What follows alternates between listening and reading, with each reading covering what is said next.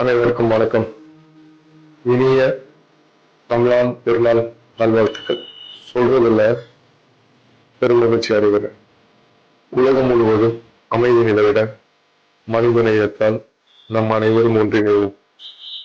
ஒரு சின்ன விஷயம் ஷேர் பண்ண சொல்லணும்னு நினைக்கிறேன்.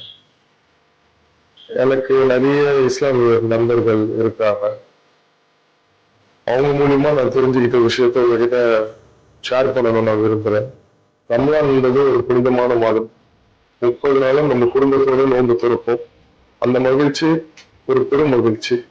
புனித குர்ஆன் இறக்கப்பட்ட மாதம் இந்த ரம்ஜான் மாதம்.